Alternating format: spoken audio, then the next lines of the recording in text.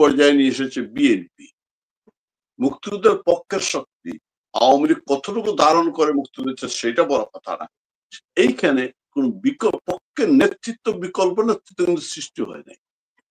এখনো কিন্তু আওয়ামী লীগের উপরে মানুষ ভরসা রাখে, খারাপ হলেও সবকিছু আওয়ামী লীগের অনেক শত বদনাম সত্য মানুষ কিন্তু আওয়ামী লীগেরই ভরসা করে, কারণ বিকল্প কোন শক্তি মুক্তিযুদ্ধের পক্ষে দাঁড়ায় নাই এখন রাজনৈতিক শক্তি।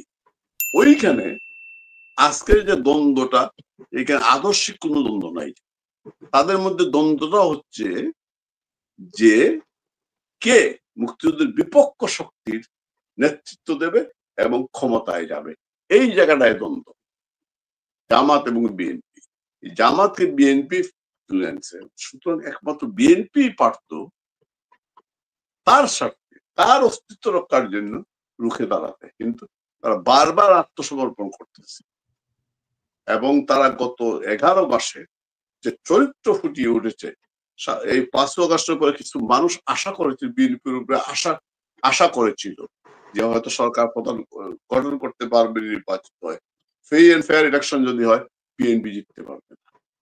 তারপরে যখন মানুষ তাদের প্রতি আস্থা সরাতে লাগলো, তখন তারা যখন ডিসেম্বরে নির্বাচন চাই বলে একটা ডেডলাইন দিল, মানুষ আবার তাদের উপরে আশা করতে শুরু করলো। যেহেতু আওয়ামী লীগ এই মুহূর্তে আইনত নিষিদ্ধ, একমাত্র বিএনপি পারে এই জুলুম থেকে মানুষকে বাঁচে।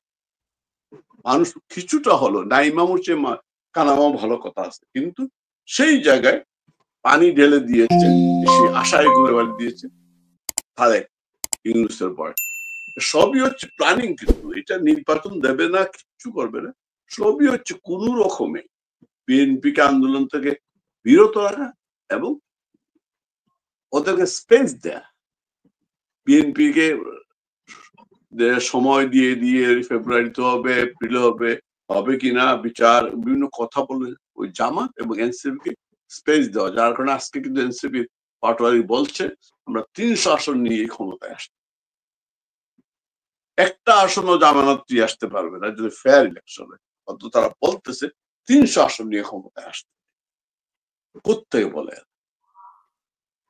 তারা যমুনায় যায়, তাদের সাথে তারা শুনে ঠান্ডা পানি দেওয়া হয়, আর অন্যরা যায় তাদের উপরে গরম পানি দেওয়া, পরিষ্কার। সুতরাং এই সরকারের চেয়ে আমার মনে হয় হিটলারও বোধহয় লজ্জা পাবে ইউনূসের ক্যারেক্টার এই অবস্থা।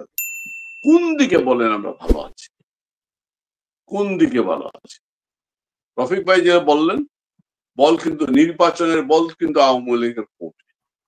আওয়ামী লীগকে নিয়ে যদি ইন্টারন্যাশনাল, আমি একটু ইন্টারাপ্ট করা, আবির আসাদ রফিক ভাইয়ের সাথে একমত, যদি ইন্টারন্যাশনাল শক্তি চায় আওয়ামী লীগের ছাড়া অন্তর্ভুক্তিমূলক নির্বাচন সম্ভব না, এই জায়গায় আওয়ামী লীগ খেলতে পারে। আওয়ামী লীগ বলতে পারে এই সরকার অধীনে নির্বাচন নিরপেক্ষ হবে না, আমরা নির্বাচন, যদি আওয়ামী লীগকে নিষিদ্ধ নাও